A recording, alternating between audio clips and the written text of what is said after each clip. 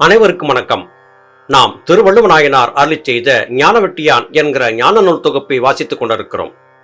வாசி என்கிற பிராணாயாம பயிற்சியின் மூலமாக கர்மவினைகளை எவ்வாறு தீர்த்துக் கொள்வது என்பதை பற்றி தனக்கு ஏற்பட்ட அனுபவங்களை எல்லாம் திருவள்ளுவ நாயனார் மிக அழகாக தன்னுடைய பாடல்கள் மூலமாக வெளிப்படுத்தி வருகிறார். இன்றைய பதிவிலேயும் ஞானம் குறித்து திருவள்ளுவர் சொல்லக்கூடிய அதி அற்புத உன்னத கருத்துக்களை அழகாக நாம் அருந்தலாம். பூசித்தேன் பிராணாய வாசியோகம் ரேசித்தாண்டே வஸ்து என்ற பானத்தை மருவி மாறவும் தேகம் அஸ்திகள் தந்தங்கள் போலும் அமிர்த சஞ்சீவி உண்டு தன்னைத்தானும் அறிந்து சடத்தை சுத்திகள் செய்து அன்னை அம்பிகை பாதம் அவ்வும் உவ்வால் அறிந்தே பூசித்தேன் என்று குறிப்பிடுகிறார்.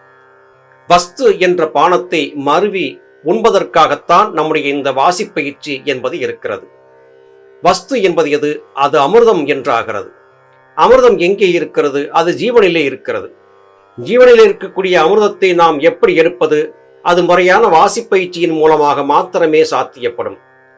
இந்த வஸ்து என்கிற பானத்தை அருந்த வேண்டும் என்றால் வாசி கொண்டு சொலுமுனை மையத்திலே கடைய வேண்டும். திருப்பார்கடலை தேவர்களும் அசுரர்களும் சேர்ந்து கடைந்தார்கள்.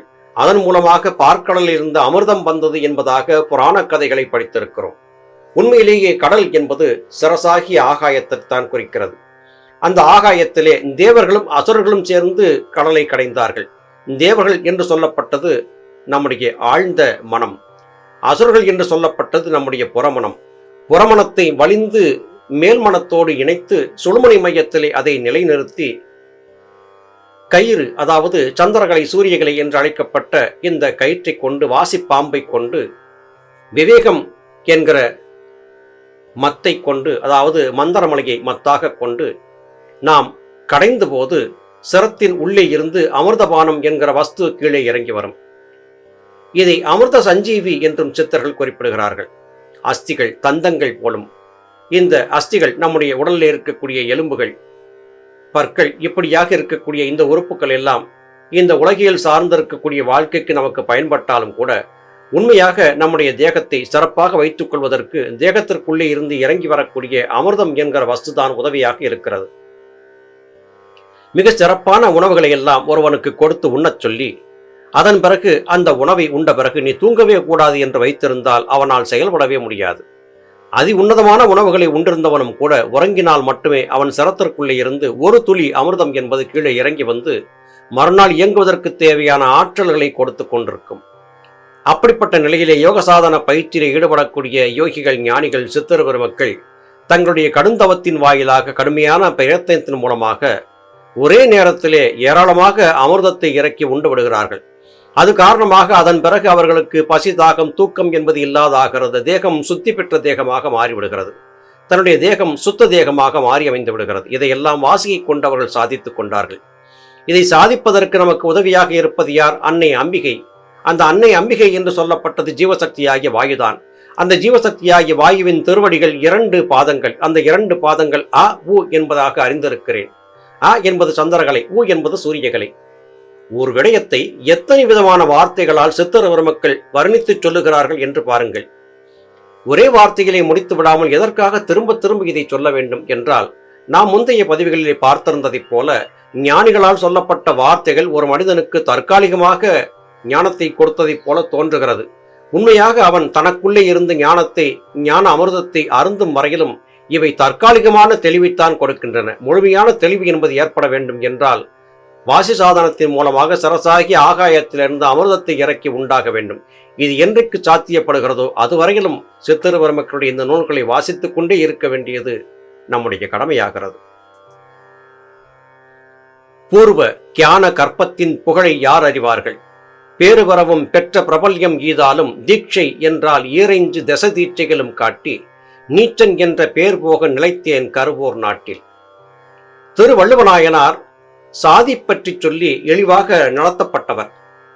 கேள்வியான குலத்தை பிறந்தவன் எப்படி ஞானத்தை சொல்ல முடியும் என்றெல்லாம் அன்றைய காலத்திலே வாழ்ந்திருந்தவர்கள் திருவள்ளுவருக்கு மிகப்பெரிய துன்பங்களை கொடுத்து வந்தார்கள். அந்த துன்ப நிலைகளிலே இருந்து தன்னை காப்பாற்றி உயர்ந்து தன்னை உயர்த்தி கொண்டு விட்டு ஞானத்தை அடைவதற்கு தன்னுடைய சத்குருவாக இருந்த அகத்தியர் பெருமானால் தான் மேன்மை பெற்றதை இங்கே திருவள்ளுவர் திரும்ப திரும்ப சுட்டிக்காட்டிக் கொண்டே இருக்கிறார். நீச்சன் என்று என்னை எல்லோரும் ஒதுக்கி தள்ளினார்கள். எனக்கு தீட்சை என்பதை பற்றி சொல்லும் போது அது 10 தீட்சைகளை கொண்டது, உனக்கு தர முடியாது, உனக்கு அதை பற்றி தெரியாது என்றெல்லாம் சொல்லி என்னை பயமுறுத்தியும் வந்தார்கள். தீட்சைகள் இருக்கின்றன, 10 வகையான தீட்சைகளை பெற வேண்டும், அவற்றையெல்லாம் பெறுவதற்கு நீண்ட காலமாகும் என்றெல்லாம் சொல்லி ஏமாற்றியும் வந்தார்கள். அகத்தியர் பெருமான் எனக்கு ஞானத்தை சொல்லிக் கொடுத்த போது தீட்சை என்பது 8 2 சேர்க்கை என்பதை புரியப்படுத்தினார். 8 என்கிற சந்திரகளை, 2 என்கிற சூரியகளை ஆகிய இந்த இரண்டும் ஒன்றாக இணைந்த போது அது தீட்சை என்பதை பற்றி சொல்லிக் கொடுத்தார்.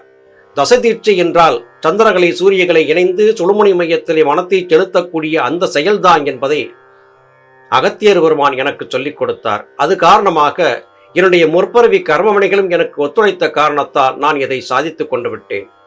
இப்பிறவிகளே நான் இப்படிப்பட்ட பிறவியை எடுத்திருந்தாலும் கூட என்னுடைய முந்தைய பிறவிகளிலே நான் யோகியாக வாழ்ந்திருந்தேன்.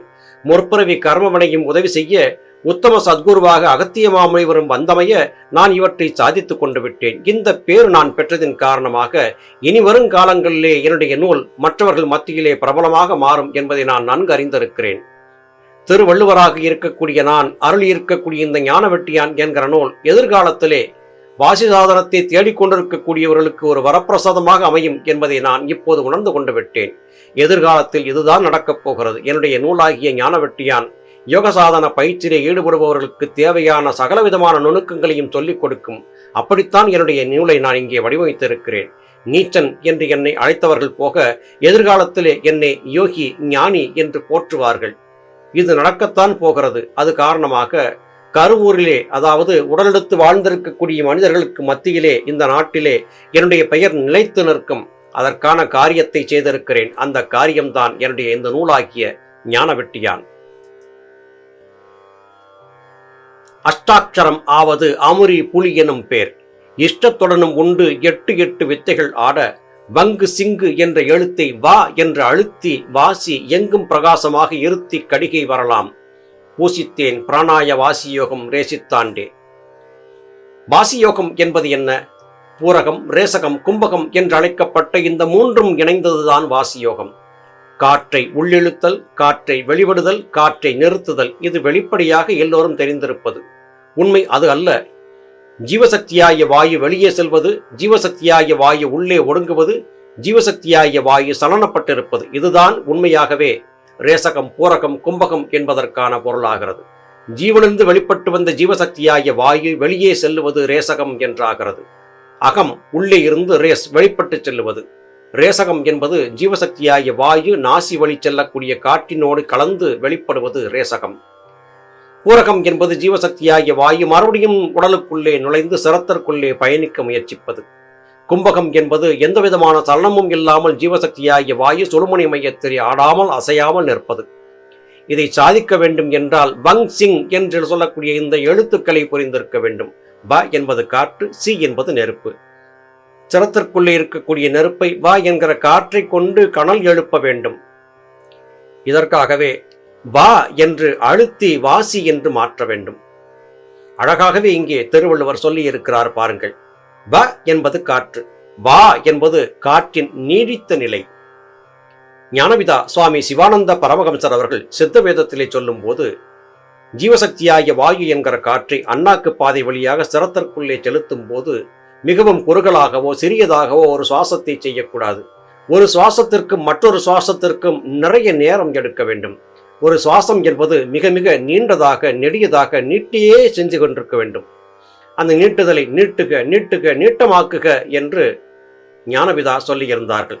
இங்கே திருவள்ளுவர் அதை அப்படியே பிரதிபலிக்கிறார். வங்கு சிங்கு என்ற எழுத்தை வா என்று அழுத்தி வாசியாக மாற்றி என்று குறிப்பிடுகிறார். வா என்கிற காற்றை குறுகலான சுவாசமாக எடுத்து விடாமல் நீண்ட சுவாசமாக, நீடித்த சுவாசமாக, மேலே எழும்பக்கூடிய சுவாசமாக மாற்று. அப்பொழுது மட்டுமே உன்னால் ஒரு நாழிகை பொழுதற்கு யோக சாதனத்திலே மனத்தை நிலைநிறுத்தி நிற்க முடியும். அப்போது பிரகாசம் என்பது ஏற்படுவதை உணர முடியும். அப்படிப்பட்ட ஒன்றை என்னுடைய வாசி அனுபவத்திலே நான் அறிந்திருக்கிறேன். அது காரணமாகவே நான் பூசித்து பிராணாய வாசி யோகத்தை செய்து தீட்சையிலே வென்று என்னுடைய தேகத்தை அழியாத தேகமாக மாற்றிக்கொள்ளக்கூடிய நிலையை பெற்றிருக்கிறேன்.